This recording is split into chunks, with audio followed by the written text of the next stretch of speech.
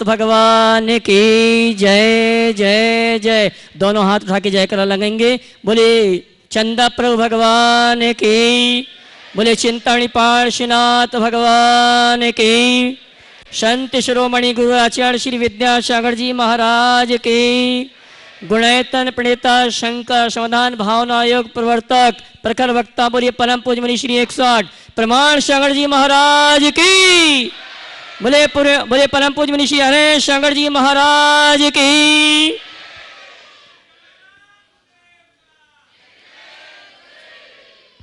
जहां आकर हम कर पाएंगे समोसरण का साक्षात्कार और जान पाएंगे कैसे होगा जीवन का उद्धार, ऐसे तीर्थराज संबे शिखर की तलहटी में स्थित आत्म विकास का दिव्य सदन, जैन सिद्धांतों की वैज्ञानिक प्रयोगशाला, जहां बोलेगा समोसरण और जहां पंचायतन शैली में अद्भुत अतिशयकारी जिनालय ज्ञान मंदिर का निर्माण हो रहा है, ऐसे गुणायतन से हम शंका समाधान का कार्यक्रम प्रारंभ करें। उसके पूर्व गुणायतन परिवार और श्री शिवायतन परिवार आपका हार्दिक अभिनंदन स्वागत करता है। और आइए चलते हैं टीवी चैनल का विश्वविख्यात बहुचर्चित शंका समाधान का कार्यक्रम हम और आप प्रारंभ करें। उसके पूर्व पारस चैनल और प्रमाणिक ऐप के माध्यम से जो इस कार्यक्रम को देख और सुन रहे हैं और यहाँ पर उपस्थित समस्त श्रावक श्राविकाओं की ओर से परम पूज मुनिवर के श्री चरणों में त्रिवार नमन करते हुए आशीर्वाद प्राप्त करेंगे और निवेदन करेंगे आज के विशेष शंका समाधान के कार्यक्रम के लिए दोनों हाथ जोड़ लेंगे, बोलेंगे हे मुनिवर नमोस्तु, हे गुरुवर नमोस्तु, हे मुनिवर नमोस्तु। और आइए हम और आप शंका समाधान का कार्यक्रम आज संत शिरोमणि गुरु आचार्य श्री विद्यासागर जी महाराज का आचार्य पदरोहण दिवस का कार्यक्रम है। और मैं आपसे चाहूँगा आप कोई भी ऐसा प्रश्न करें जिसमें आचार्य श्री के जीवन से संबंधित हो, तो बहुत अच्छे अच्छे संस्मरण मुनिवर के माध्यम से सुनने को मिलेंगे। और आइए हाँ जी, और आज पहली प्रमुखता उन्हीं को दी जाएगी जो आचार्य श्री के जीवन से संबंधित प्रश्न यहाँ पर रखेंगे। बहुत ही अच्छा आज का शंका समाधान का कार्यक्रम होगा। आइए हम और आप शंका समाधान का कार्यक्रम प्रारंभ करें। उसके पूर्व जिन्होंने गुणायतन का अवलोकन किया, अनुभव केंद्र का अवलोकन किया और गुणायतन से जुड़ने का सौभाग्य प्राप्त किया है, मैंने सम्मान सहित आमंत्रित करूंगा। उसके पूर्व जिन्होंने अपनी ओर से स्वर्ण दान दिया है, निर्माण निधि के रूप में या सूत्रधार स्तंभ के रूप में जुड़ने का अवसर प्राप्त किया है, अगर यहाँ पर उपस्थित हैं तो अपने स्थान में खड़े होकर परम पूज्य गुरुवर के श्री चरणों में नमन करते हुए आशीर्वाद प्राप्त करेंगे। जिन्होंने स्वर्ण दान दिया श्रीमती सपना जी, राजकुमार जैन, सुर्की वाले सागर उपस्थित है, अपने स्थान में खड़े होकर गुरुवर का आशीर्वाद प्राप्त करेंगे। इसी क्रम में शांतावेई, शंकरलाल जी झांगड़ा, मणिनगर, अहमदाबाद अगर उपस्थित है तो अपने स्थान में खड़े होकर गुरुवर का आशीर्वाद प्राप्त करेंगे और आप अनुमोदना में जोरदार ताली बजाकर उनका सम्मान करेंगे। इसी क्रम में निर्माण निधि के रूप में जुड़ने का अवसर प्राप्त किया है विजय कुमार नेमिनाथ मड़के, होपरी, कोल्हापुर और श्री प्रवीण जैन, श्रीमती प्रेमलता जैन, बूंदी अगर उपस्थित है तो अपने स्थान में खड़े होकर गुरुवर का आशीर्वाद प्राप्त करेंगे। और आइए मैं उन सुधी श्रावकों को आमंत्रित करूंगा जो मंच में आके परम पूज मुनिवर की गुरु वंदना करेंगे और हमारे गुणायतन परिवार के ट्रस्टी उनका सम्मान का कार्यक्रम संपन्न करेंगे। मैं सर्वप्रथम आमंत्रित करूंगा सूत्रधार के रूप में जुड़ने के लिए जिन्होंने सौभाग्य प्राप्त किया है, श्रीमान प्रकाश चंद जी, श्रीमती शंतरा देवी जैन, दोनी टोंग अगर उपस्थित हैं तो वे यहाँ परम पूज मुनिवर के श्री चरणों में नमन करते हुए गुरु वंदना का सौभाग्य प्राप्त करेंगे। और उनके सम्मान के लिए मैं आमंत्रित करूंगा हमारे गुणायतन ट्रस्ट परिवार के श्रीमान ज्ञानंद जी जैन, जोधपुर अध्यक्ष मरुधर ग्रामीण बैंक, ये आएंगे। हमारे सम्माननीय श्रीमान प्रकाश चंद जी का सम्मान गुणायतन परिवार की ओर से संपन्न करेंगे और आप जोरदार ताली बजाकर इनका सम्मान करेंगे। आइए, और इसी क्रम में मैं आमंत्रित कर रहा हूं जी, आइए श्रीमान ज्ञानंद जी जैन, जोधपुर अध्यक्ष मरुधर ग्रामीण बैंक गुणायतन ट्रस्टी, हमारे सम्माननीय श्रीमान प्रकाश चंद जी का सम्मान कर रहे हैं, जोरदार ताली बजाकर उनका सम्मान करें। और आइए इसी क्रम में मैं आमंत्रित करूंगा सूत्रधार के रूप में स्वर्गीय ज्ञानचंद जी जैन की स्मृति में श्रीमती शशि भाई जी, श्री शैलेश जी जबलपुर वे आएंगे, परम पूज्य मुनिवर के श्री चरणों में नमन करते हुए गुरुवंदना का सौभाग्य प्राप्त करेंगे। और उनके सम्मान के लिए मैं आमंत्रित करूंगा हमारे गुणायतन ट्रस्ट परिवार के श्रीमान प्रशांत जी परवणी, अगर उपस्थित हैं तो वह आएंगे। स्वर्गीय ज्ञानचंद जी की स्मृति में श्रीमती शशि वाई जी, शीलेश जी जैन जबलपुर उपस्थित नहीं है, अनुमोदना के लिए जोरदार तालियां बजाकर उनका सम्मान करें। और आइए सूत्रधार से स्तंभ के रूप में जुड़ने का जिन्होंने सौभाग्य प्राप्त किया है, श्रीमती संतोषी देवी जी, श्री केशी चंद जी, इम्फाल विकास सिटी, आर्यन सिटी, यूएसए। और इनके सम्मान के लिए विशेष रूप से मैं हमारे प्रशांत जी के साथ आमंत्रित करूंगा श्रीमती पुष्पा सोगानी जयपुर, ये आएंगे हमारे सूत्रधार से स्तंभ के रूप में जिन्हें जुड़ने का सौभाग्य प्राप्त किया, उनका सम्मान का कार्यक्रम संपन्न करेंगे। श्रीमती संतोष देवी जी अगर उपस्थित हैं परिवार के साथ तो वे आएँ, परम पूज्य मुनिवर के श्री चरणों में नमन करते हुए गुरुवंदना का सौभाग्य प्राप्त करेंगे। यहाँ पर उपस्थित नहीं है, उनके सम्मान में आप जोरदार ताली बजाकर उनका सम्मान करें। और मैं चाहूँगा उनका सम्मान श्रीमती पुष्पा जी अपने हाथों में प्राप्त करें। और इनके सम्मान के लिए मैं बुला रहा हूँ गुणायतन ट्रस्टी श्रीमान प्रशांत जी परवणी। और आइए चलते हैं, मैं आमंत्रित करूंगा सम्मान सहित हमारे गुणायतन के श्रोमणी संरक्षक डॉक्टर सुभाजी जखारिया भोपाल, वे आएंगे, परम पूज्य मुनिवर के श्री चरणों में नमन करते हुए गुरुवंदना का सौभाग्य प्राप्त करेंगे। और उनके सम्मान के लिए मैं आमंत्रित करूंगा गुणायतन ट्रस्टी डॉक्टर धन्य कुमार जी भोपाल, गुणायतन ट्रस्टी विराम जैन सीए सतना, और आइए श्रीमान डॉक्टर शिवाजी जखारिया भोपाल श्रोमणी संरक्षक, वे आएंगे, परम पूज्य मुनिवर के श्री चरणों में नमन करते हुए गुरुवंदना का सौभाग्य प्राप्त करेंगे। और उनके सम्मान के लिए हमारे गुणायतन ट्रस्ट परिवार के डॉक्टर धन्य कुमार जी भोपाल, श्रीमान वीराम जी सीए सतना, ये आएंगे, हमारे सम्माननीय श्रीमान डॉक्टर शिवाजी जखारिया का सम्मान करेंगे। आप जोरदार ताली बजाकर इनका सम्मान करें। बंधु, सम्मान का ये क्रम चल रहा है, उसके पूर्व आप सभी के लिए सूचना है कि आगामी 11 दिसंबर रविवार के दिन परम पूज्य मुनिवर प्रमाण सागर जी मुनिवर अरह सागर जी महाराज का भव्य पिछिका परिवर्तन का आयोजन रखा गया है। साथ ही 12 और 13 दिसंबर को जो 2 साल से जो काम नहीं हुआ वो काम होने जा रहा है। परम पूज्य मुनिवर के सानिध्य में हमें आपको सौभाग्य प्राप्त होगा पैदल यात्रा करते हुए शम्मेश शिखर की परिक्रमा करने का। 12 तारीख को प्रातःकाल की वेला में गुणायतन से वो हुजूम यहाँ से रवाना होगा जो शम्मेश शिखर की परिक्रमा लगाएंगे। और गुणायतन परिवार से ये आयोजना प्रारंभ हो रही है और परिक्रमा स्थल में ही 12 तारीख की आहारचर्या होगी। सायंकालीन शंका समाधान का कार्यक्रम नीमिया घाट में होगा और 13 तारीख को पुनः परिक्रमा प्रारंभ होगी और इसका समापन गुणायतन में होगा। और 13 तारीख की आहारचर्या गुणायतन में ही संपन्न होगी। साथ ही और मैं कहना चाहूँगा ये खुला ऑफर है, जो भी आना चाहते हैं आप अपने आने की जानकारी गुणायतन परिवार को दें जिससे पूरी व्यवस्था आपकी यहाँ पर की जाए और आपको परम पूज्य मुनिवर के सानिध्य में पैदल यात्रा करते हुए परिक्रमा लगाने का अवसर सौभाग्य प्राप्त हो सके।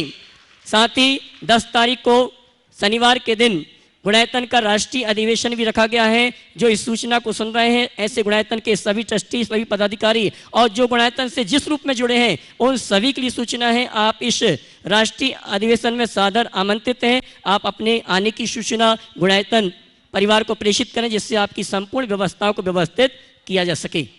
और आइए मैं सम्मान सहित आमंत्रित करूंगा आगामी जो पिछला सिद्ध चक्र महामंडल विधान हुआ 1 नवंबर से 8 नवंबर तक अद्भुत ऐतिहासिक अकल्पनीय प्रभावना के साथ, मैं कहना चाहूँगा इसमें हमें विशेष रूप से जिनका सहयोग प्राप्त हुआ है मैं सम्मान से आपकी तालियों का सम्मान चाहूँगा और आमंत्रित करूँगा हमारे वास्तुविद भाई अमित भैया जी शास्त्री भोपाल, वे आएंगे, परम पूज्य मुनिवर के श्री चरणों में नमन करते हुए गुरु वंदना का सौभाग्य प्राप्त करेंगे। और इनके सम्मान के लिए मैं आमंत्रित करूंगा हमारे गुणायतन ट्रस्ट परिवार के श्रीमती शशि जी, श्री निर्मल जी भोपाल, वे आएंगे गुणायतन परिवार की ओर से हमारे सम्मानी अमित जी शास्त्री इंदौर, इनका सम्मान का कार्यक्रम संपन्न करेंगे। और आप जोरदार ताली बजाकर हमारे अमित भैया का सम्मान करें। और आइए चलते हैं हम और आप विश्वविख्यात टीवी चैनल का बहुचर्चित शंका समाधान का कार्यक्रम प्रारंभ कर रहे हैं। मैं जिनके नामों की घोषणा करूंगा पहले से आप तैयार रहेंगे। और बिना किसी भूमिका के नमन करते हुए अब अपने प्रश्न को रखेंगे। और आइए सबसे पहले मैं आमंत्रित कर रहा हूं श्रीमती साधना जी, संजय जी जैन सागर। उसके बाद तैयार रहेंगे श्री महेंद्र कुमार जी, इंदिरा जी भोपाल। श्रीमान महेंद्र कुमार जी, इंदिरा जी भोपाल अपने स्थान में खड़े हो जाएं। उसके बाद अगले प्रश्न के लिए तैयार रहेंगे श्रीमान धर्मेंद्र जी ललितपुर।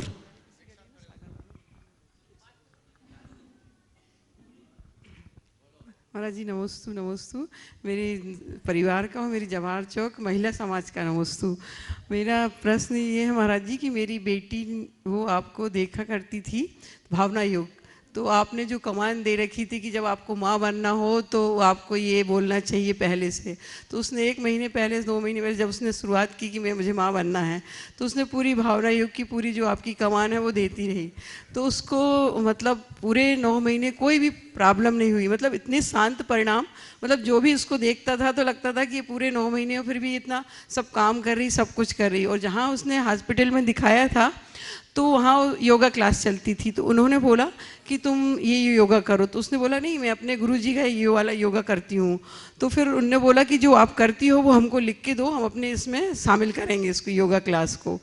तो महाराज जी उसका फिर वो इतनी अच्छा हुआ बेटा, तो उसने बोला मम्मी अभी आप जा रही हो, तो वो जब हुआ तो बहुत शांत, और किस्मत से वो हुआ शरद पूर्णिमा के दिन, और जब अभी भी है वो तो इतना शांत है महाराज जी।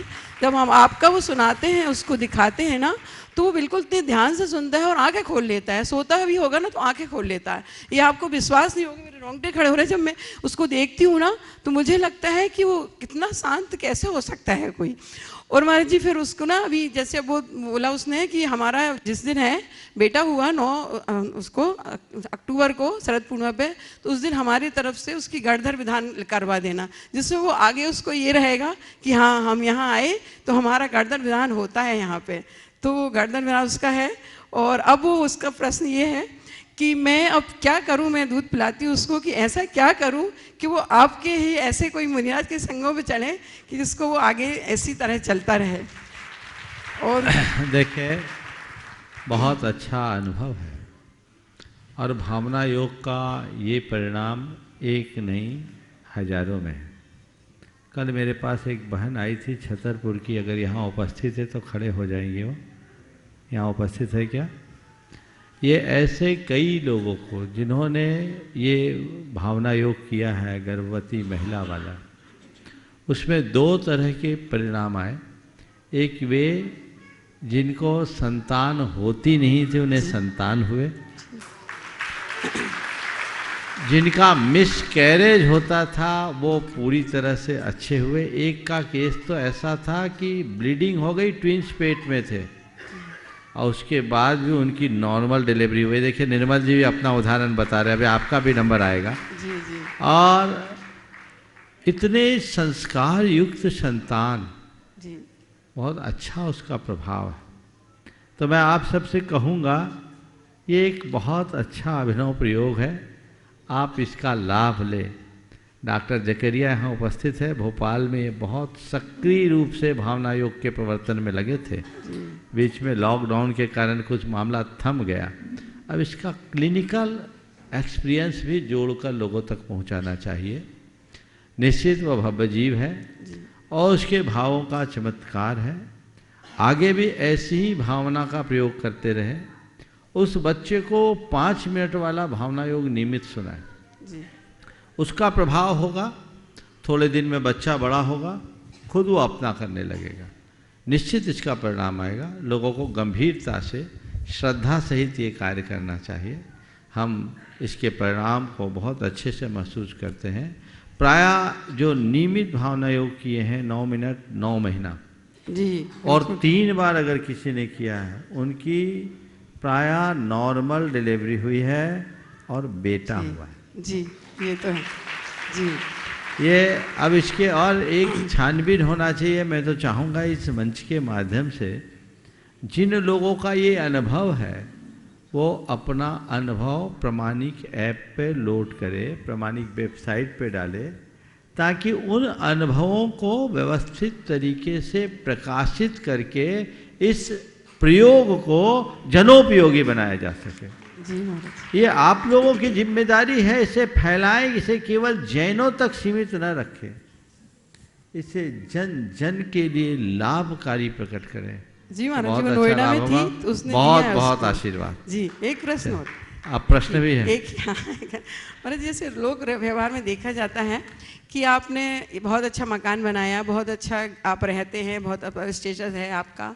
यदि आप मकान बनाने के लिए लोग कर्ज भी ले लेते हैं कि ये मुझे बहुत अच्छा इनके जैसे मकान बनाना है, इनके जैसे ऐसे रहना है, ऐसे करना है, पर यही बराबरी इंसान धर्म क्षेत्र में क्यों नहीं करता कि ये इंसान इतना अच्छा धर्म करता है, महाराज जी की संगत में जाता है, पूजा पाठ करता है, दान देता है, ये बराबरी सब लोग उस चीज़ में क्यों नहीं करते? इसके दो लोग व्यवहार। ये बहुत अच्छा सवाल किया। इसके दो कारण। पहला कारण तो यह है कि लोगों को धर्म की महिमा का उतना भान नहीं होता, वो अज्ञानता में जीते हैं, और जिन्हें धर्म की महिमा का भान नहीं होगा वो धर्म को प्रमुखता देंगे कैसे, और जिन्हें धर्म की महिमा का भान हो जाता है वो सबसे ज़्यादा प्रमुखता धर्म पर देते हैं, बाकी चीज़ों को गौण करते हैं। और दूसरी बात, आज लोग अपनी एक जो काल्पनिक छवि है उसे सजाने में लगे रहते हैं, जिसे आप लोगों के शब्दों में कहें तो वह स्टेटस।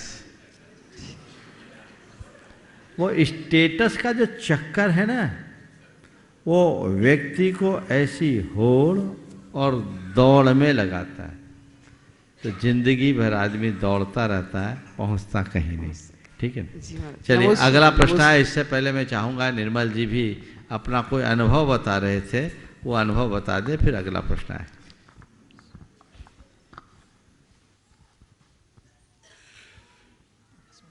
संक्षेप में महाराज, हाँ, एक साथ आ जाओ, दोनों एक साथ आ जाओ। महाराज, द्वय के चरणों में हमारा और हमारे परिवार का महाराज जी त्रिवार नमोस्तु नमोस्तु नमोस्तु भगवान नमोस्तु। महाराज जी, लगभग 6 साल पहले 7 साल पहले की बात है, उस समय हम आपके पास आए थे यहाँ, और मेरे बच्चा और बहू भी आए नहीं थे। काफ़ी समय से हम लोग परेशान थे, आपको सारी व्यथा बताई, और आपके मार्ग निर्देशन में उन लोगों ने वो कार्य किया, और करीब 7 साल, शादी के करीब 7-8 साल होने के बाद भी हमको सफलता नहीं मिल पा रही थी। लेकिन आपके आशीर्वाद से ऐसा कुछ हुआ कि यहाँ से हम गए और उसके 1 महीने बाद ही मतलब स्टार्ट हो गया, और एक सुंदर पुत्र का मेरी पुत्र वधू ने जन्म दिया, और आपके आशीर्वाद का ही परिणाम है महाराज जी, और आपके भावना युग की ये बहुत बड़ी महती कृपा है महाराज जी। नमस्ते महाराज। कोई सवाल भी है तो साथ साथ कर लो जल्दी से। महाराज जी, मेरा सवाल ये है कि हमारे संपर्क में ऐसे बहुत सारे लोग हैं जो पहले से भी, पूर्व जन्म से भी उनका कुछ ऐसा पुण्य होगा, जो बहुत संपन्न है और वर्तमान में अभी बहुत पैसा कमा रहे हैं, लेकिन उनके दान देने के भाव नहीं होते। उसके विपरीत जो लोग उतने संपन्न नहीं हैं, या मीडियम परिवार के हैं, या गरीब लोग हैं, वो अपने दान में हमेशा अपनी क्षमता से बढ़कर के दान देते हैं। महाराज जी, इसका क्या कारण हो सकता है? देखिए, पैसा वाला दान नहीं देता, दान वो नहीं देता जो संपन्न है, दान वो दे पाता है जिसका हृदय उदार है। संपन्नता बहुत दुर्लभ नहीं है, उदारता दुर्लभ है। और एक बात ध्यान रखना, संपन्न व्यक्ति को लोग जानते हैं और उदार व्यक्ति को लोग चाहते हैं। बात समझ में आ रहे? संपन्न व्यक्ति को लोग जानते हैं और उदार को लोग चाहते हैं, और ये उदारता हर व्यक्ति के हृदय में नहीं आ पाती। उदारता केवल उसके ही हृदय में प्रकट होती है जिसका पैसा विशिष्ट भाव और पुण्य से संचित किया गया। हमारे गुरुदेव ने एक बार कहा था, धन का अर्जन कदाचित पुण्य के योग से भले हो जाए, पर उसका सदुपयोग तो तब का फल समझना चाहिए। जिन्होंने विशिष्ट रीति से धर्म किया, उसके जीवन में धन संपन्नता के साथ उदार हृदय आता है। नहीं तो ऐसे लोग बहुत हैं जो सुरा सुंदरी के चक्कर में आंख मूंद कर पैसा बहाते हैं, अच्छे कार्य में एक पाई देने के लिए जी दुखता है। इसलिए मैं उन लोगों के भाग्य की सराहना करता हूँ कि भले उनके पास पैसे कम हैं पर हृदय इतना उदार है कि दोनों हाथ से उलीच रहे हैं। अरे वो आजान अमर बनेंगे। अरे आज नहीं, हर युग में पैसे वालों की तुलना में मध्यम श्रेणी के लोगों का दान ज़्यादा निकलता है, क्योंकि उनके हृदय में उदारता होती है। और आप लोग तो बुंदेलखंड से संबद्ध हो। जी महाराज। सेठ साहूकारों के द्वारा बनाए गए मंदिरों की वहाँ चर्चा कम होती है, और पीसनहारी और देवरानी जेठानी की मंदिर की चर्चा सर्वत्र चलती है ना? जी महाराज। आपके बीनावारा में देवरानी जेठानी का है, मामा भनेज भी, रहली पटना में देवरानी जेठानी है, मामा भनेज है, और पीसनहारी। ये किस बात का द्योतक है? हमें एक बात सदैव ध्यान में रखना चाहिए, हमने उस परंपरा में जन्म लिया है जहाँ खुद रूखी रोटी खाकर भगवान के आगे घी की जोत जलाने की परिपाटी है। रूखी रोटी खाने वाला भी भगवान के आगे जोत घी क्या जलाता है? इस बात का प्रमाण है कि हम अर्थ से अधिक परमार्थ को महत्व देते हैं। जिन्हें महत्व का बोध होता है उनका ही जीवन निखर पाता है। नमोस्तु महाराज जी, नमोस्तु महाराज जी। श्रीमान धर्मेंद्र जी जैन ललितपुर, उसके बाद तैयारेंगी पारुल जी पहाड़िया इंदौर। बोलिए। परम पूज्य आचार्य श्री के सत्संग चरणों में शत शत नमन। भैया जी ने ललितपुर कहा है, तो मेरे पिता का गृह नगर है। वैसे हम लोग ग्वालियर, भोपाल और झांसी से आए हैं। हाँ।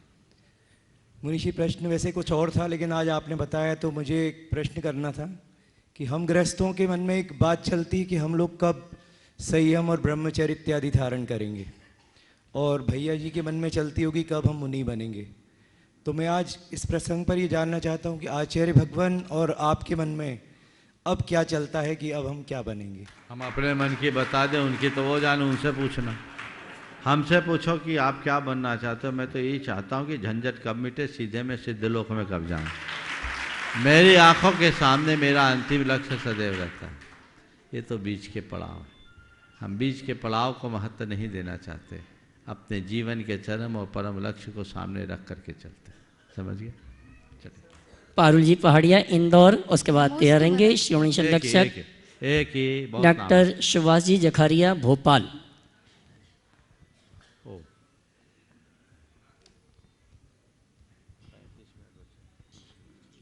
दुई मुनिराजों के चरणों में बारंबार नमस्तु। मुनीषी, आज हमारे आराध्य गुरुवर विद्यासागर जी महाराज जी का आचार्य पदारोहण दिवस है। मेरा प्रश्न कुछ और था, मगर आज की इस तब गुरुदेव के आचार्य पदारोहण है तो मेरे मन में दूसरा प्रश्न उठ गया। मैं वही क्वेश्चंस करना चाहूँगी गुरुदेव।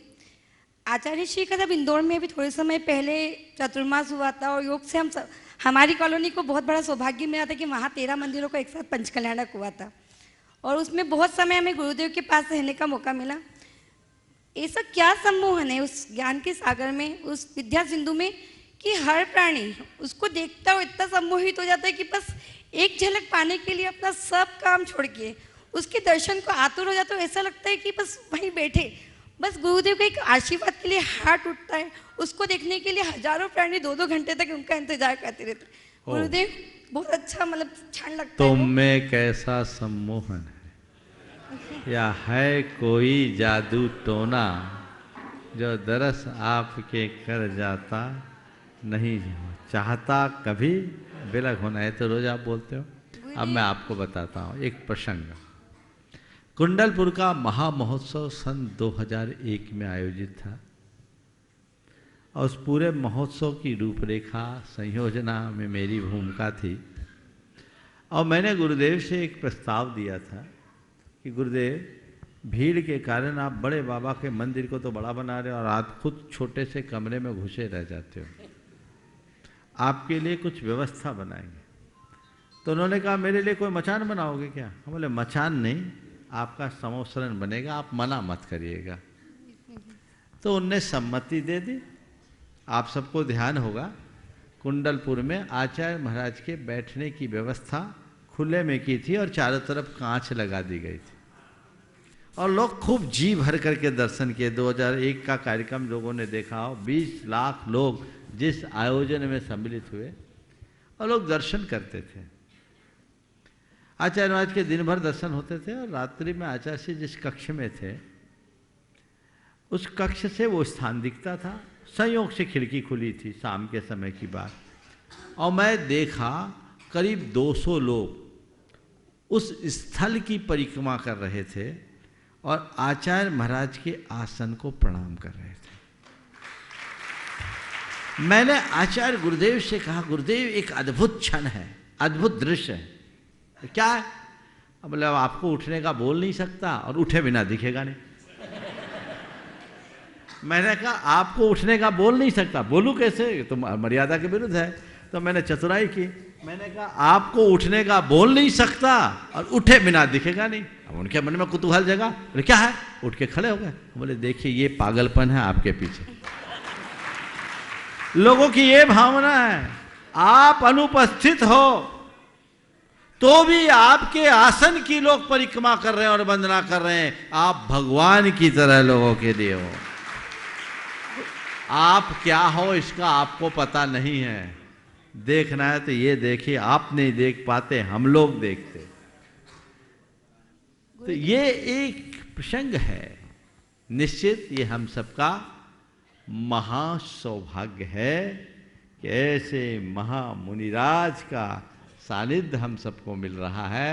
उनके दर्शन पाने का, उनके वंदन करने का, उनके आराधन करने का और उनकी शरण पाने का सौभाग्य मिला है। सब लोग बहुत भाग्यशाली। गुरुदेव, तब भी मुझे कुछ शंका होती है या कुछ भी मन में संशय होता है तो मैं गुरुदेव के नाम का स्मरण करके आचार्य गुरु विद्यासागर जी महाराज जी की एक माला बहुत का सुंदर, जाप बहुत देती हूँ। सुंदर। चलिए बहुत बहुत बोले, चलिए। श्रीमान शिक्षक डॉक्टर सुभाष जी जकारिया भोपाल उसके बाद तैयार रहेंगे। महापौर सतना के पत्र वाचन के साथ अपनी शंका लेकर आएंगे श्रीमान प्रवीण जैन पार्षद सतना।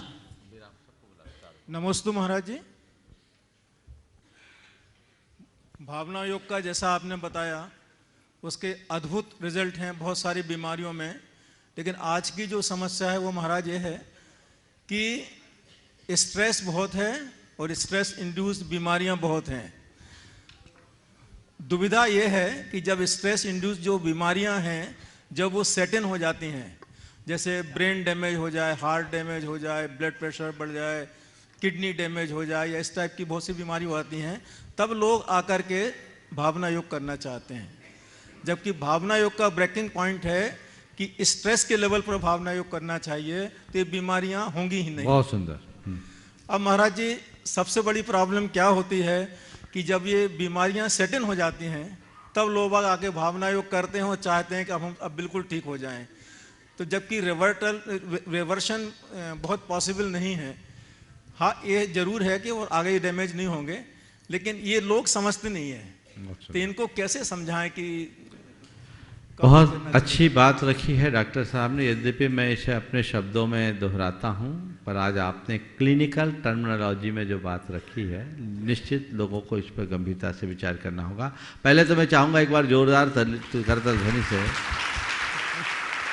डॉक्टर जकरिया साहब का अभिनंदन कीजिए। डॉक्टर जकरिया साहब हमारे समाज के एक स्तंभ है, मध्य प्रदेश के टॉप मोस्ट ऑर्थोपेडिक सर्जन में एक गिने जाते हैं और गरीबों के लिए मसीहा है। मैंने इनका कई बार उल्लेख किया और ये गुणायतन के शिरोमणि संरक्षक तो हैं ही, बड़े अनुरागी भी हैं। तो आपने जो भावना योग के प्रवर्तन में आपका काफ़ी अच्छा योगदान रहा है और आपने बिल्कुल सही बात कही। हालांकि मैंने सदा से एक बात दोहराया है कि भावना योग को केवल बीमारी के इलाज के रूप में न लिया जाए, उसका प्रचार न किया जाए, क्योंकि भावना योग आप बीमारियों के लिए कहेंगे तो सब रोगों की एक ही दवा, तो फिर तो सारे मेडिकल सेंटर्स बंद हो जाएंगे। मैं ऐसा नहीं कहता, ये अल्टरनेट एक मेडिसिन है, आप उसका उपयोग करें। पर मैं आप सबसे कहता हूँ बीमारियां होने के बाद उपचार करने की जगह बीमारी हो ना ऐसा विचार करो। पहले से ही आप करिए ना। और जैसे आपने कहा बीमारियां सेटल हो जाती है, हमारे ऑर्गन्स डैमेज हो जाते हैं, फिर क्या होगा? बस उससे इतना तो होता है कि चीज़ें थम जाती है, कुछ अंशों में रुक जाती है। पर आप लोग जब सब जगह से हार थक जाते तब ऐसे होता। पहले कहते हैं हाँ इससे क्या होगा, नहीं, आप तो अपने जीवन को चिंता मुक्त, भय मुक्त, अभिमान मुक्त, उद्वेग मुक्त बनाओ, सकारात्मकता से जोड़ लो, सदा बहार प्रसन्न रहोगे, स्वस्थ भी रहोगे और मस्त भी रहोगे। इसलिए हर व्यक्ति को अपनी दिनचर्या में भावना योग जोड़ना चाहिए, जो आपके जीवन को अच्छा बना सके। और जो लोग यहाँ भावना योग के प्रभावों को बोलते हैं वो अपनी जगह है, उसका बिल्कुल वैज्ञानिक आधार है, उसे नकारा नहीं जा सकता।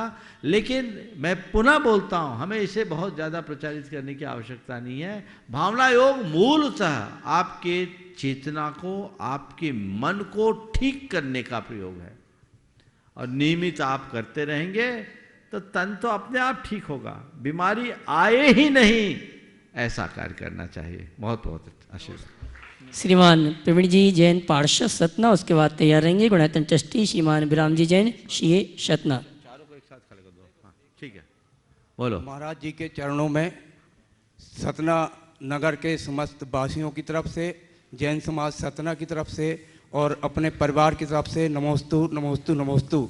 मैं सतना महापौर योगेश तामकार का पत्र वाचन करना चाहता हूँ। परम पूज्य मुनि श्री 108 प्रमाण सागर जी महाराज, गुरुवार आपके श्री चरणों में सादर नमोस्तु। आपका स्नेह और आशीर्वाद सदैव मुझे प्राप्त होता रहा, जिससे मैं सतना शहर का महापौर निर्वाचित हुआ। आपकी महती कृपा मुझ पर एवं शहरवासियों पर बरसती रहे, ताकि शहर का सांस्कृतिक, आध्यात्मिक और भौतिक विकास करने का सौभाग्य मुझे प्राप्त होता रहे। आपके श्री चरणों में सादर प्रणाम अर्पित करता हूँ। आपका योगेश तामकार। मेरा एक प्रश्न है गुरुजी, जब आचार्य श्री का विहार संवेद शिखर जी की तरफ हो रहा था, तब हजारीबाग का लाल वैराग्य की तरफ कैसे बढ़ा, उसका मैं जानना चाहता हूँ। देखो, पहले तो मैं चाहूँगा कि योगेश तामकार तक मेरा आशीर्वाद पहुँचाना। बहुत अच्छे धर्मनिष्ठ, संस्कृतिनिष्ठ, गुरु भक्त व्यक्ति है, और मुझसे वो 2004 से जुड़े रहे। अब की भी 5-7 दिन के सतना के प्रवास में उनकी बड़ी सक्रिय भूमिका थी। मैं उन्हें आशीर्वाद देना, हमारा आशीर्वाद पहुंचाना और उनसे कहना, अब अगर शहर की कला का कमान तुम्हारे हाथ में है तो पहला प्रयास ये करो कि शहर में चारों तरफ खुलेआम अभक्ष्य, मांस, मछली आदि का विक्रय न हो, और गौशालाओं को जितना प्रमोट कर सके करे, आगे बढ़ते रहे, ये उनका पहला काम हो तो बहुत अच्छा। आपने पूछा आचार्य महाराज का जब संवेद शिखर के विहार के क्रम में हजारीबाग पदार्पण हुआ था, तो हजारीबाग का लाल कहाँ था? उस समय हजारीबाग का, जिसे आप लाल कहते हैं ना, वो लाल नहीं था, वो तो पीला था। लाल तो गुरुदेव के संपर्क में आने के बाद बना, समझ गए है ना? गुरुदेव के संपर्क में आने के बाद बना। निश्चित मेरा ये परम सौभाग्य है कि मुझे गुरुदेव की कृपा का पात्र बनने का अवसर मिला। मेरी स्थिति बिल्कुल उल्टी थी। मैं धर्म और साधु संतों पर किंचित विश्वास नहीं करता था। बचपन में थोड़ा बहुत धर्म किया तो किया, लेकिन मेरी इन सब कार्यों में कोई रुचि नहीं थी। 1983 के तो दीपावली में लाडू चढ़ाने तक नहीं गया मैं, मेरी रुचि नहीं थी। साधु संतों के प्रति मेरी दृष्टि बिल्कुल विपरीत थी। मैं यही सोचता था जिन्हें कोई काम नहीं है। हो सकता है ऐसा आप लोगों में भी होगा, वो मेरी भूल थी, इसका एहसास मुझे बाद में हुआ। और यही सबसे बड़ी कमी है कि मनुष्य भूल में जीता है और अंत तक अपने भूल का एहसास नहीं कर पाता। जब तक मनुष्य अपने भूल को न जाने, उसका एहसास न करे, तो अपने जीवन को नहीं बदल सकता। पर गुरुदेव के आगमन की चर्चा सुनी, उस समय मेरी बोर्ड एग्जामिनेशन की तैयारी चल रही थी। मैं पढ़ाई के अलावा कोई काम नहीं करता था। और जब मालूम पड़ा कि आचार्य महाराज, आचार्य विद्यासागर महाराज जैनों के बहुत बड़े आचार्य हैं, उनके साथ सैकड़ों लोग हैं, सागर की 50 बाल ब्रह्मचारिणियाँ आ रही है, एक ग्लैमर तो होता ही है। मन में कुतूहल जगा। हमने कहा ये बाल ब्रह्मचारिणी क्या होती है, चलकर देखा जाए। महाराज तो बहुत दिखे, बाल ब्रह्मचारिणी क्या होती है चलकर देखा जाए। और मैं आचार्य महाराज का 10 किलोमीटर दूरी पर एक गांव था बानादाग, वहाँ आहार होना था। मैं वहाँ पहुँचा अपने दोस्तों के साथ। और जब मैं वहाँ पहुँचा, आचार्य महाराज का आहार हो रहा था। मैंने उन्हें देखा और उसी क्षण उन्हीं का हो गया। एक अमूर्त आकर्षण जिससे मुझे खींच लिया। मेरा ध्यान तो तब टूटा जब उनका आहार पूर्ण हो गया, जयकार लग गया और वो अपने कमरे में चले गए। फिर मैं लौट आया। 2-3 दिन प्रवास रहा। मैं सब काम छोड़कर उनके साथ लगा रहा। बिहार हुआ, पहली बार 20 किलोमीटर पैदल चला। फिर मैं अपनी पढ़ाई में लग गया। आचार्य महाराज शिखर जी आए, इसलिए आए। हम हफ्ता 15 रोज, महीना भर में एक आध बार आए, दूर से दर्शन करके चले गए। कोई जीवंत संपर्क मेरा नहीं बना, लेकिन एक आकर्षण था। फिर संयोग से जब गुरुदेव इधर से बिहार करके छत्तीसगढ़ गए और मेरा भी उधर जाने का योग बन गया, और फिर उस अवधि में मेरा गुरुदेव से जीवंत संपर्क हुआ। मैं उनसे बहुत प्रश्न किया करता था। उस समय मेरी उम्र नहीं थी, मूछें भी नहीं निकली थी, लेकिन मैं बहुत सवाल किया करता था और वो बहुत अच्छा उत्तर देते थे। और बस ऐसी निकटता आई और मैंने एक दिन तय किया कि जीवन में इससे अच्छा कोई मार्ग नहीं है और मुझे कुछ करना है तो इन्हीं के शरण में जाना है। उनकी कृपा हो गई और आज आप मुझे इस रूप में देख रहे हैं। नमस्ते महाराज। गुणायतन ट्रस्टी श्रीमान विराम जी जैन शेर सतना, उसके बाद तैयारेंगी श्रीमती। हाँ चलो एक पूछ लो। हाँ गुरुवर नमोस्तु नमोस्तु नमोस्तु। आज आचार्य श्री का पदार्पण समारोह के मैं सिर्फ इतना आपसे पूछना चाहता हूँ, जानकारी चाहता हूँ कि आचार्य गुरुवर का कनेक्शन कुंडलपुर के बड़े बाबा से किस तरह का, कैसा है। वो अद्भुत नज़ारा एक बिहार में मुझको देखने मिला। 2010 के अमरकंटक से सतना होते हुए, कटनी वाया सतना होते हुए जब आचार्य श्री का बिहार हम लोगों ने कराया, गुनौर निकलने के बाद, पवई के बाद से जब आचार्य श्री की आंखें सुर्ख लाल होना शुरू हुई, विशाल सागर महाराज से और महाराज संक्षेप में बोलो, बहुत सॉरी। जैसे ही आचार्य श्री मूर्ति के सामने बड़े बाबा की खड़े होते हैं और वो पूरे के पूरे गटा एकदम सफ़ेद, और जब नीचे उतरते हैं फिर धीरे धीरे लालामी आ जाती है। उसका, उस दृश्य का हम लोगों को कारण बतावें। देखो, बड़े बाबा और छोटे बाबा का रिश्ता अंदरूनी है और उसे मैं अंदर ही रखना ज़्यादा अच्छा मानता हूँ। बस एक प्रसंग में बोल देता हूँ। एक दिन मैंने गुरुदेव से सवाल किया, कुंडलपुर महोत्सव के ही दरमियान, गुरुदेव आपने बड़े बाबा को शिफ्ट करने का इतना बड़ा निर्णय कैसे ले लिया? 1992 में बड़े बाबा के मंदिर के निर्माण की शुरुआत हुई थी। उसमें 52x52 का गर्भगृह सभा मंडप बनना था और वहीं उसी स्थल पर मंदिर बनना था। ये योजना 1997 में जबलपुर में आए भूकंप के बाद जब मंदिर क्षतिग्रस्त हुए, उसके बाद गुरुदेव ने सागर चातुर्मास के बाद 1998 में एकाएक आकर निर्णय लिया।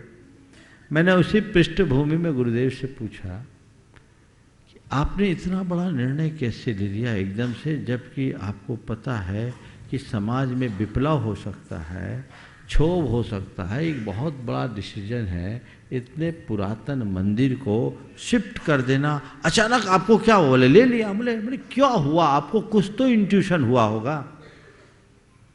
आप आए, आप आते ही निर्णय लिए, आपको कुछ तो इंट्यूशन हुआ होगा। जब मैंने उनसे 2 बार पूछा कुछ तो इंट्यूशन हुआ होगा, तो बोले तुम तो पत्रकारों जैसा पूछ रहे हो, जो हुआ था सो हो गया, आप ज़्यादा मत पूछो। तो मैं तो एक ही बात कहता हूँ, ये बड़े बाबा और छोटे बाबा के बीच आंतरिक संवाद होता रहता है और उनको उनके अनुसार चलने दो। हम तो छोटे बाबा के पीछे चले। गुणैतन मंत्री श्रीमती चंद्रकला जी पाटनी रांची, उसके बाद तैयारेंगे श्रीमान गगन जी सैली जी माजिलस परिवार मंडला पूरे यात्रियों के साथ। मेरी तरफ से जगत के सब जीवों की तरफ से आचार्य महाराज के चरणों में नमोस्तु और दोनों मुनि राजों के चरणों में नमोस्तु। महाराज श्री, जब आप आचार्य महाराज के साथ, मेरा गला खराब हो गया, जब आचार्य महाराज के साथ आप बिहार करते थे तो उस वक्त कोई ऐसा वाक्य हुआ होगा आपके साथ कि वो संस्मरण बन गया होगा आपके लिए, तो वो सुनाइए। बहुत सारे संस्मरण हैं, कितने सुनाओ? अगर सुनाना शुरू करो तो बहुत से होंगे, लेकिन एक सुना देता हूँ। आचार्य महाराज के साथ 1993 में बिहार कर रहे थे रामटेक के लिए। पैर बिना बारह से चले थे, गर्मी का समय था, रामटेक के लिए बिहार हो रहा था, पाँव पूरी तरह छिल गए थे। आचार्य महाराज के, हमारे संघ में 2-3 महाराज और, उनके पैर इतने छिल गए थे, हम लोग कोई पट्टी नहीं लगाते पैर के, और हर कदम पे खून गिर रहा था। उसके बाद सिवनी से जब आगे बिहार हुआ तो रास्ते में निर्माणाधीन सड़क था और उसमें गिट्टियाँ डली थी, ऊपर कुछ नहीं था, और वो बहुत तप रही थी, नस्तर की भांति चुभती थी। मैंने रास्ता चलते चलते गुरुदेव से ऐसे ही कहा, सब उत्साह से चल रहे थे, लेकिन चलते चलते गुरुदेव से कहा, गुरुदेव तीर्थंकरों का बड़ा अच्छा सिस्टम है, तीर्थंकरों के यहाँ बड़ा अच्छा सिस्टम है। बोले क्या? मैंने कहा फूल बिछ जाते हैं, चरणों में 225 कमल बिछते हैं। मैंने कहा तीर्थंकरों के यहाँ बड़ा अच्छा सिस्टम। उन्होंने पूछा क्या? मैंने कहा फूल बिछ जाते हैं। उन्होंने कहा 4 अंगुल ऊपर उठने की क्षमता ले आओ, तुम्हारे लिए भी बिछ जाएंगे। 4 अंगुल ऊपर तो चलो, तुम्हारे लिए भी बिछ जाएंगे। ये उनका संदेश है। एक बार बिहार हो रहा था, भयानक गर्मी, उमस, सवेरे से 18 किलोमीटर चले और पसीना में तरबतर। कुछ लोग हवा कर रहे थे, गुरुदेव ने मना कर दिया। मना किया तो काम गुरुदेव कर लेने दीजिए। तो उन्होंने क्या बोला, अगर यही हवा झेलते रहोगे तो चंवर नहीं झेले जाएंगे।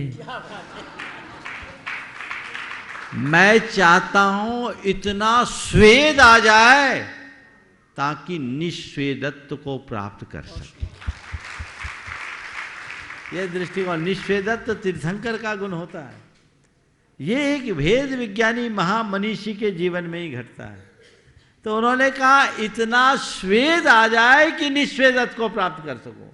उन्हें बहुत पसीना आता, पूरा स्थान भीग जाता था, लेकिन उनने रोक दिया, नहीं करने दिया, और उनके आगे फिर हम लोग कुछ बोल भी नहीं सके। तो ये उनकी दृष्टि।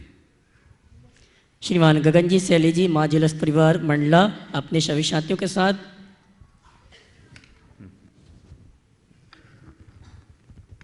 द्वे मुनिराजों के चरणों में मेरा बारंबार नमोस्तु नमोस्तु नमोस्तु।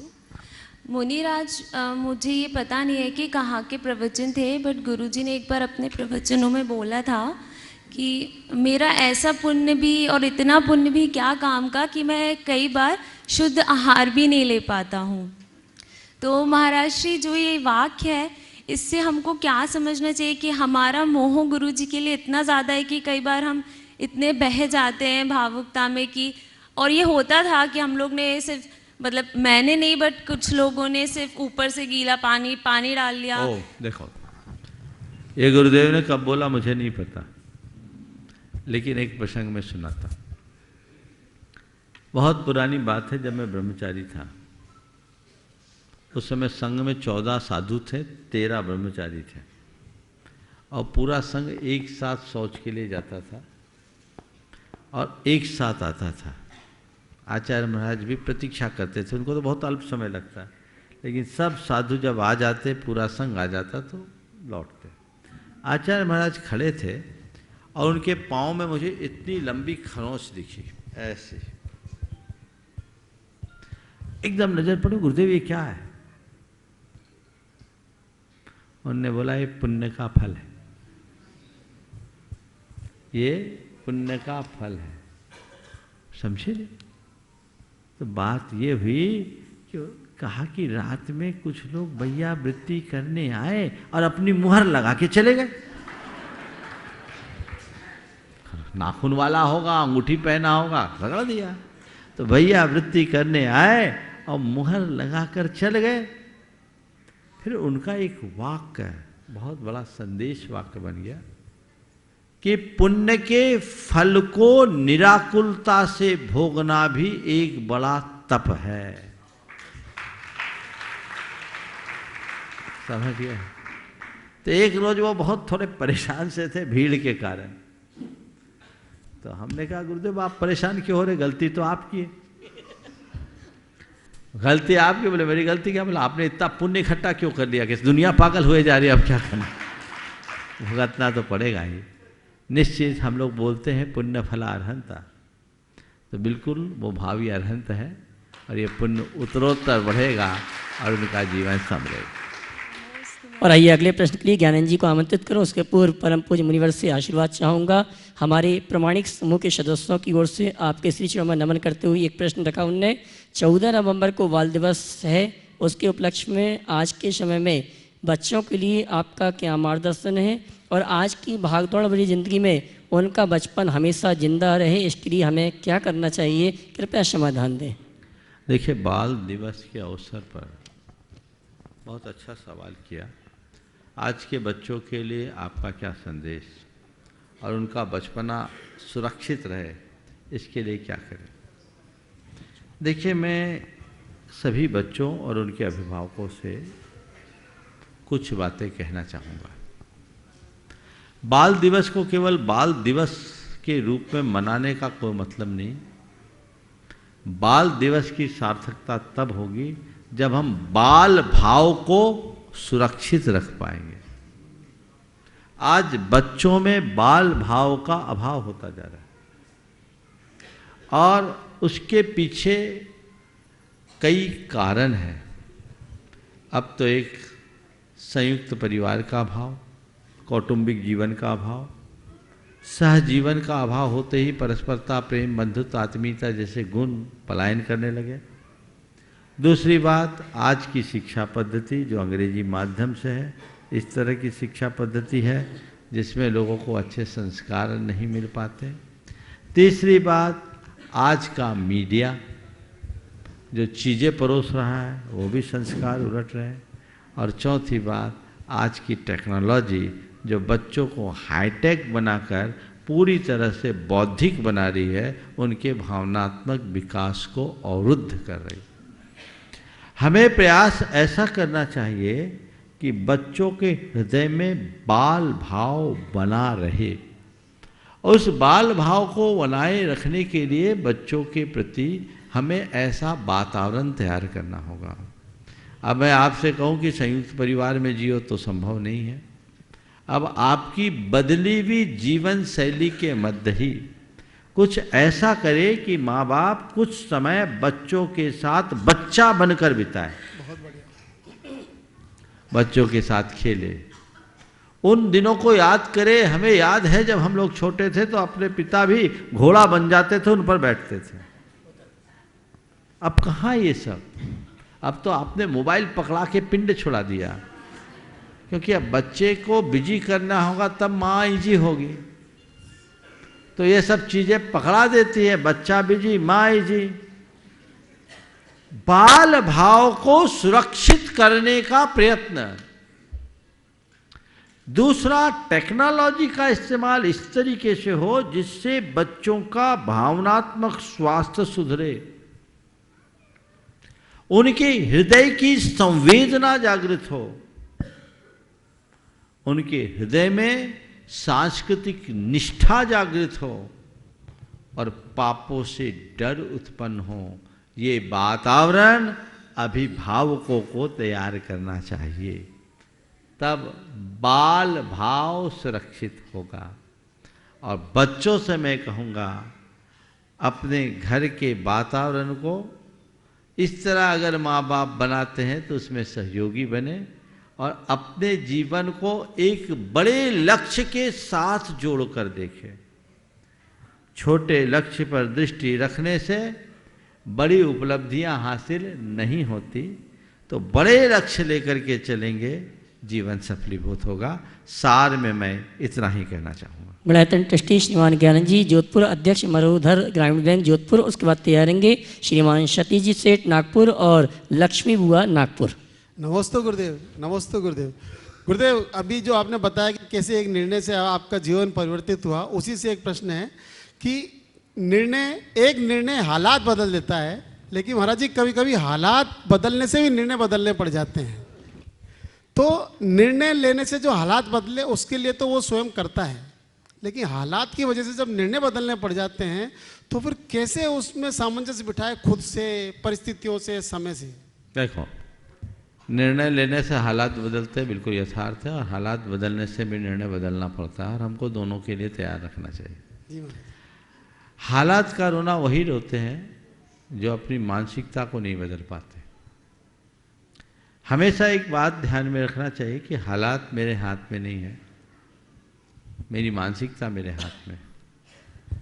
हम कोशिश करें अपने लक्ष्य को पूरा करने का और उसके लिए बड़े बड़े लक्ष्य बनाएं, लेकिन कई बार यदि परिस्थितियां बदलती है तो घबराए नहीं, अपनी मनस्थिति बदल लें।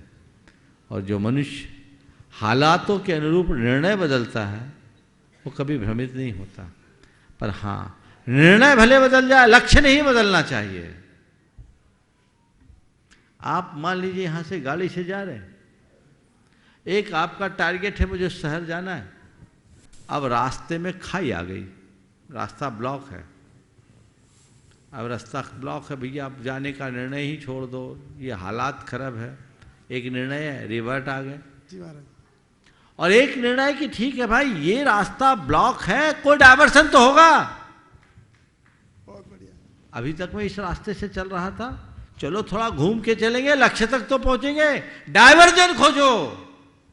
हालात बदलने पर निर्णय बदलने का यह सकारात्मक रूप है, रिवर्ट आना नकारात्मक। जी महाराज जी। हालात बदलने पे पस्त होना मनुष्य की कमजोरी है, और हालात बिगड़ने में और अधिक चुस्त दुरुस्त होना मनुष्य की ताकत। जय हो गुरुदेव।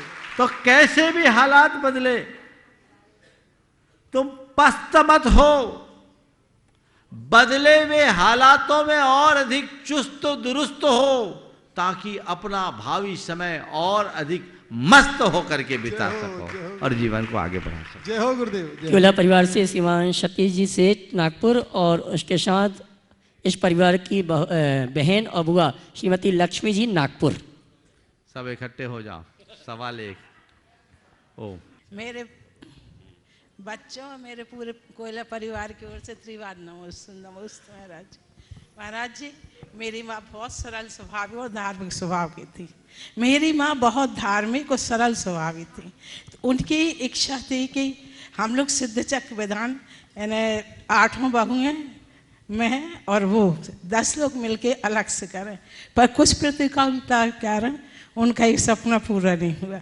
वही इच्छा उनकी आज फलीभूत हो रही कि हम लोग पूरा परिवार संगमेल शिखर में आपके सानिध्य में ये कर रहे हैं। और महाराज जी, मेरा मूल प्रश्न ये है कि सभी धार्मिक और आर्थिक परिस्थितियों के कारण हम लोगों का शरीर जीवन से इतना मोह बढ़ रहा है कि ज्यों ज्यों उम्र बढ़ रही है त्यों तो जी, आज मैं 72 साल की हो गई, पर इतना मोह बढ़ रहा जीवन से, तो कैसे मन को समझाऊं और कैसे बहुत अच्छा सवाल आपके है। सानिध्य में समाधि में रखूं? पहले तो मैं कहूँगा कि आपकी माँ की भावना साकार हो रही है। हाँ। आप लोग आ गए, वो भी आ गई होगी, आपको पता नहीं लगा। यहाँ आ सकती है ना। अब दूसरी बात, धार्मिक आर्थिक संपन्नता के साथ जीवन के साथ बढ़े हुए मोहों का सवाल जहाँ तक, आप 75 की बोल रही है, लग नहीं रही है। 72। हाँ, दिख नहीं रही हो, लग तो रहा है, ठीक है। और अच्छा, आखिरी तक ऐसे ही बनी रहो, ऐसा आशीर्वाद। जहाँ सवाल जीवन का उपभोग करना और जीवन का उपयोग करना, दोनों में अंतर है। जीवन का उपभोग मत करो, जीवन का उपयोग करो। जीना है, अच्छी बात है, मेरी अनुकूलता है, मैं धर्म ध्यान के साथ जीता रहूं। संसाधन मेरे लिए सुलभ है, मेरे पुण्य का परिपाक है, मैं इसमें आगे बढ़ता रहूं। बस जितना बने धर्म ध्यान, त्याग संयम की ओर मुड़ो। अब आप लोग सब उम्र पार कर चुके हैं, अब जो बची उम्र है वो व्रत संयम की ओर बढ़ने की है। व्रती बनकर के आगे बढ़ो। तुम्हारी भाभियाँ तो बनी गई, तुम भी बनो, और जो रह गई हैं वो भी आगे बढ़ो, ताकि अपने जीवन के चरम और परम लक्ष्य को प्राप्त किया जा सके। ये मान करके चलना कि कोई अच्छा पुण्य कर्म किया था जो ये सारे शुभ संयोग मिले। अब यहाँ प्रमाद करोगे तो ये संयोग दोबारा नहीं मिलने। इसलिए मैं आपके माध्यम से सभी को एक संदेश देना चाहता हूँ, जितना संचित लेकर आए कम से कम उतना अर्जित करके जाओ। बैलेंस शीट बढ़े नहीं, कोई दिक्कत नहीं, जितना लेकर आए कम से कम उतना तो लेकर जाओ। तो उसके लिए उद्यत रहो, जिजीविषा मंद नहीं होनी चाहिए। ये अच्छे लक्षण, अरे जीवन से हार गए, ये नहीं। जीवन में रस आए, जीवन के प्रति उत्साह जागृत हो, ऐसा पुरुषार्थ होनी चाहिए। लेकिन अपने को धर्म ध्यान की तरफ बढ़ाना चाहिए, उपभोग नहीं उपयोग कर। सेठ सतीश जी अपने प्रश्न का उसके पूर्व सभी को कहना चाहूँगा, पारस चैनल, जिनवाणी चैनल, प्रमाणिक ऐप के माध्यम से जिस सूचना को सुन रहे हैं, आगामी 11 दिसंबर रविवार को दोपहर में 1 बजे संवेश शिखर के उड़ायतन में भव्य पिछी का परिवर्तन का कार्यक्रम आयोजित है। जो इस कार्यक्रम में आना चाहते हैं अपनी पूर्व सूचना उड़ायतन में प्रेषित करें। सतीश भैया प्रश्न। पूज्य मुनिवर, आपके पावन चरणों में सादर नमन करता हूँ। मंदिर के सामने प्रांगण में बैठे थे हम लोग, दीदी की इच्छा हुई कि एक प्रश्न मैं आज पूछूंगी, तो बोले मेरे मन में ये भाव आ रहा है, ये प्रश्न पूछना उचित रहेगा क्या?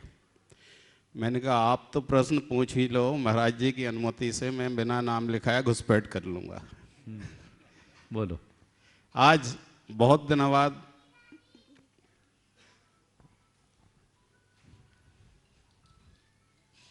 भावुक हो गए हैं, चलो। हाँ। बहुत दिनों बाद माँ की स्मृति में भावुक हो रहा हूँ। हाँ हाँ हाँ। सबसे छोटा था, पूरे परिवार का हमेशा लाड़ प्यार मिला।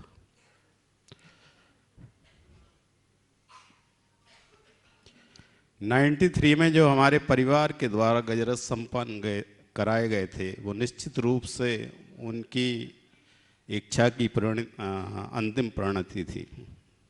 हमारे पिताजी उनके गजरत के टाइम पे लगभग हर दिन रिपीट करते थे कि उनकी इच्छा पूरी हुई लेकिन उनके सामने नहीं हुई, और ये टीस हम लोगों के मन में आज भी रहती है।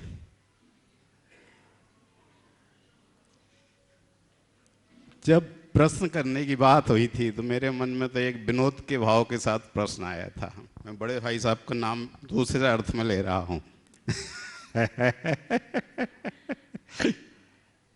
उस दिन जब आपसे प्रश्न करके वापस हमारे भतीजों ने सिद्धायतन में जो निवास की व्यवस्था की है वहाँ गया, तो एक संकट में फंस गया महाराज जी।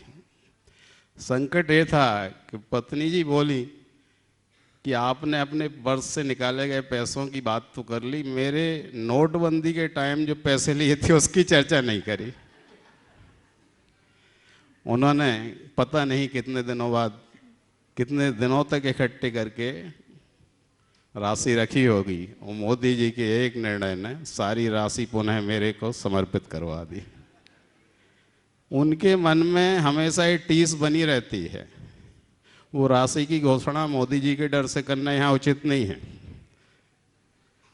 और महाराज जी, मैं अनुभव करता हूँ कि हिंदुस्तान की मध्यम वर्ग की सारी महिलाओं के मन में ये टीस आज तक है। मोदी जी की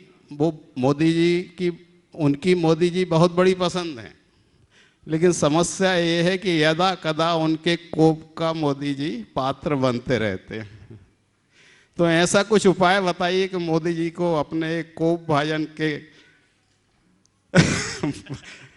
से मुक्ति का कारण साधन बने। नमस्ते। देखिए, बात बिल्कुल यथार्थ है और गंभीर भी। नोटबंदी के एक निर्णय ने पूरे देश की व्यवस्था को बदल दिया। 2 दिन पहले भी मैंने कहा था, स्त्री धन हमारे देश की अर्थव्यवस्था का एक बड़ा आधार भी था। यही कुछ वजह है कि पूरे विश्व में बड़ी बड़ी मंदियां आने के बाद भी भारत में उतना प्रभाव नहीं पड़ा। अब सरकार की जो भी नीति थी, उसके समर्थन और विरोध दोनों में लोगों के अपने अपने तर्क हैं। मैं उस विषय में कोई टिप्पणी नहीं करना चाहता। और रहा सवाल मोदी जी के महिलाओं का कोप भाजन बनने का, तो कोई ऐसी व्यवस्था तो मेरे पास नहीं है कि मोदी जी को इनके कोप से बचा लें। पर एक बात मेरे पास जरूर है, यदि इसको ये लोग मान ले तो समझ लो आज ही मोदी जी को माफ़ी हो जाएगी। बहुत बढ़िया महाराज जी। वो क्या मानना है, मतलब कुछ नहीं, अच्छा हुआ हमारा निकल गया तो क्या हुआ, फिर मिल जाएगा। घर में ही तो गया, बाहर थोड़ी गया। इतना सोच लो। और एक बात बोलूं, इसका सकारात्मक पक्ष है, बताऊं? इससे सभी के पतियों को अपनी पत्नियों की आर्थिक ताकत का पता लग गया।